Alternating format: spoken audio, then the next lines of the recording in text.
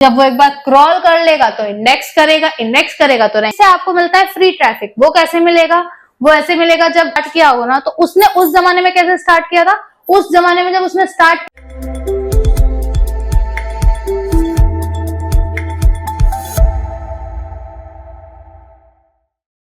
Hey guys, welcome back to our channel skill people and in this series of digital marketing जो topic हम cover कर रहे हैं that is off page SEO. So listen, off page SEO के बारे में हमने अब तक जो जाना है वो है ऑफ पेज एसईओ क्या है, क्यों करते हैं, उसकी स्ट्रेटजीज क्या होती हैं। लेकिन आज के इस टॉपिक में हम बात करेंगे कि ऑफ पेज एसईओ इतना इंपॉर्टेंट क्यों है, स्टेप बाय स्टेप उससे क्या इंप्रेशन पड़ता है हमारी वेबसाइट के ऊपर। लिसन, टेक्निकल एसईओ में हमने जो बताया था वो थे टेक्निकल एरर जो स्पेसिफिकली गूगल के बॉट को ध्यान में रखते हुए हैं, ठीक है।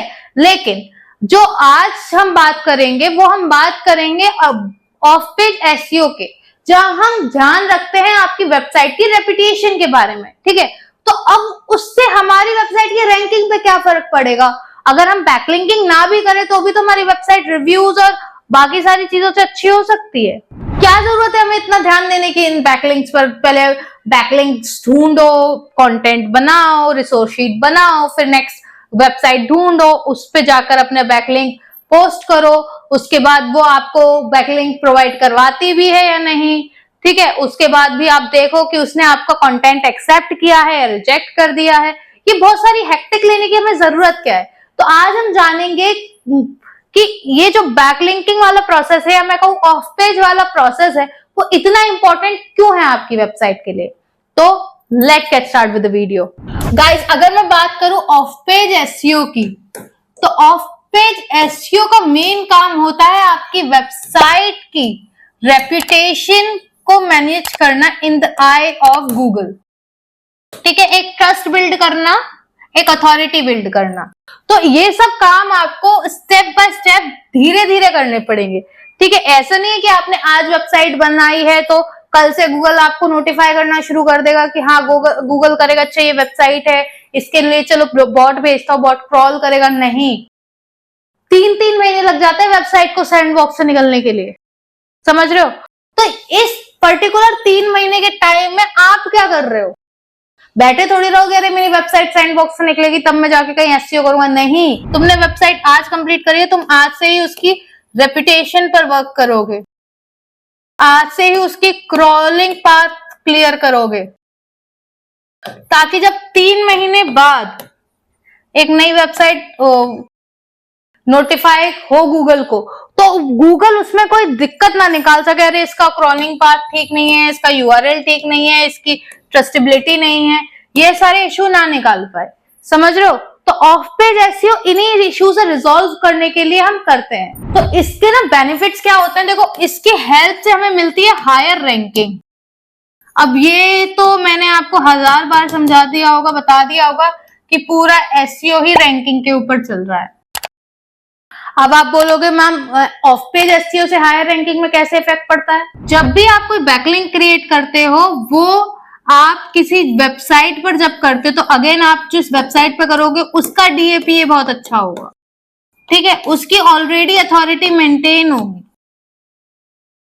और जब आप उस पे अपना बैकलिंक क्रिएट करोगे तो वो अथॉरिटी आपको भी कुछ ना कुछ शेयर करेगा, और ये जब अथॉरिटी आपके पास आएगी तो गूगल को भी थोड़ा ट्रस्ट होगा, अच्छा ये वेबसाइट भी थोड़ी अच्छी है, इसकी रेपुटेशन खराब नहीं है, इस पे मैं ट्रस्ट कर सकता हूँ। क्यों? क्योंकि इस वेबसाइट का गारंटर ये मेरी ट्रस्टेबल वेबसाइट है।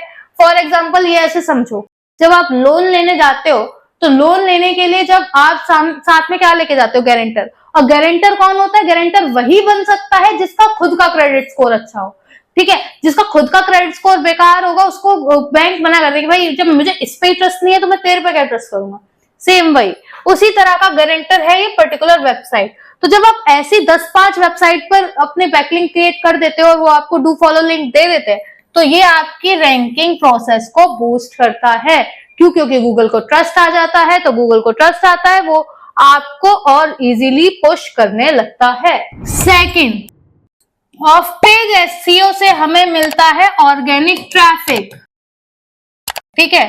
अब वेबसाइट पर जितना ट्रैफिक आएगा उतना ही आपका सेल्स या उतना ही आपकी, अगर ब्लॉगिंग वेबसाइट है तो read reading time, spending time, ये सब बढ़ेगा। ठीक है, अगर आपकी कोई फॉर एग्जांपल प्रोडक्ट वेबसाइट है, ई कॉमर्स वेबसाइट है, तो आपके प्रोडक्ट की सेल होगी। अगर आपकी कोई सर्विस की वेबसाइट है तो लोगों को आपके सर्विस के बारे में पता चलेगा, वो आपसे आगे जाके कनेक्ट करेंगे। तो देख रहे हो, वो गूगल की नजरों में भी हमें एक अच्छी अथॉरिटी दिलवा रही है और ऑडियंस के पर्सपेक्टिव से भी हमें सेल्स या रिकॉग्नाइजेशन दिलवा रही है।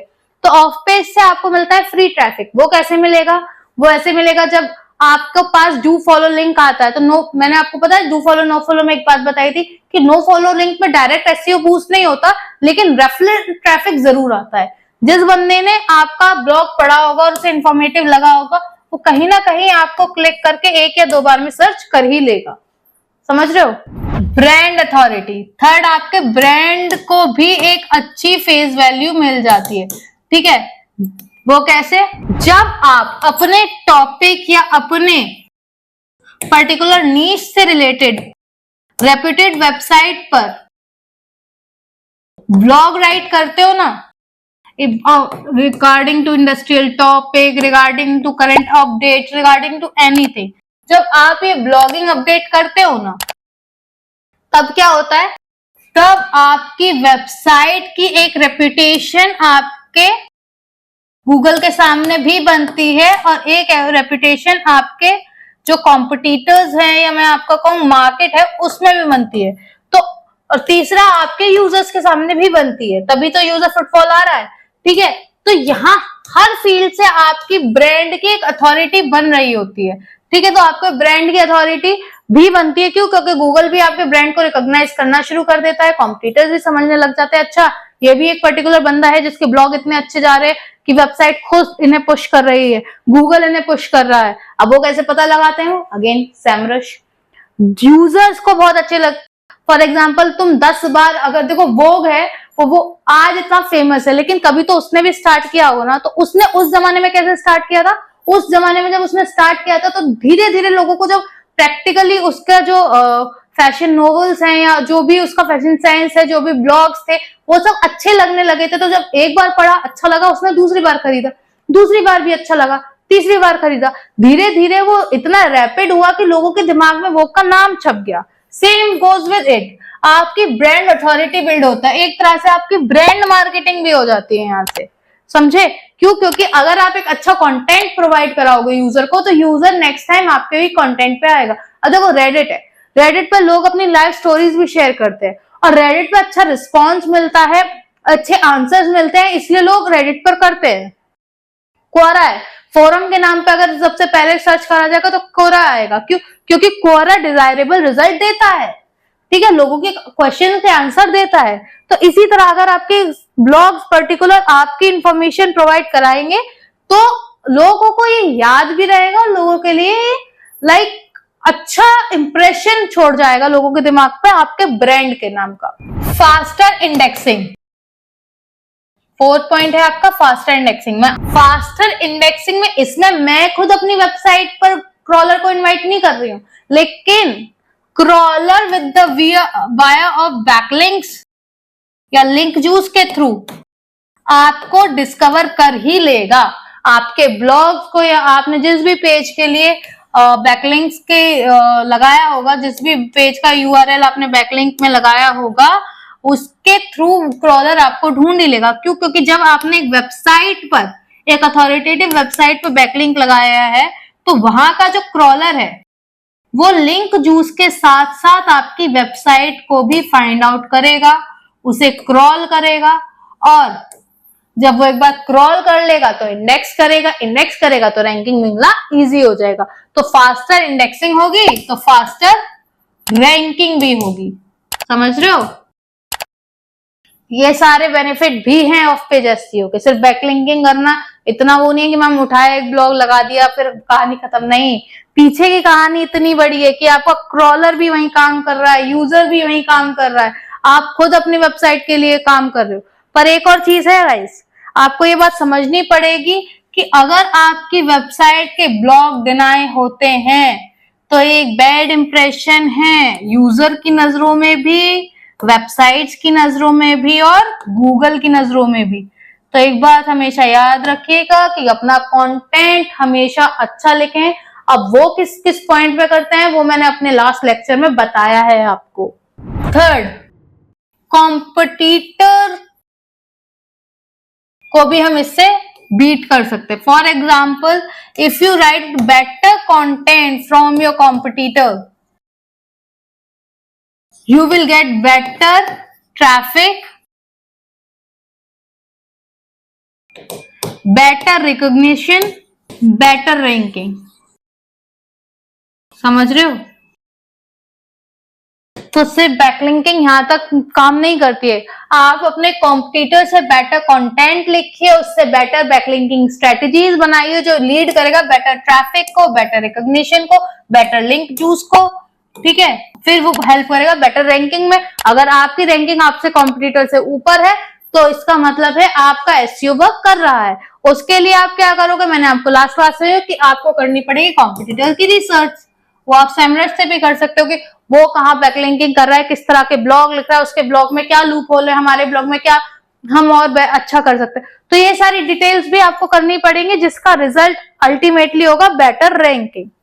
होपफुली आप लोगों को ये अंडरस्टैंडेबल होगा। ये आपको कुछ ऐसे की पॉइंटर्स हैं जो मैं आपको बताई हूँ जो आपके ऑफ पेज एसईओ से आपकी वेबसाइट की रैंकिंग की हेल्प करता है, जिसमें हमने बात की है about higher ranking, better traffic, brand authority, faster indexing and lastly but not least competitor edges. ठीक है, ये सारे 5 ऐसे एस्पेक्ट है जो हम जो ऑफ पेज एसईओ उनसे कवर अप करते हैं। तो गाइज ये आज का लेक्चर है, ऐसे हम आज यही रैप अप करते हैं। होपफुली ये लेक्चर आपके लिए इंफॉर्मेटिव रहा होगा।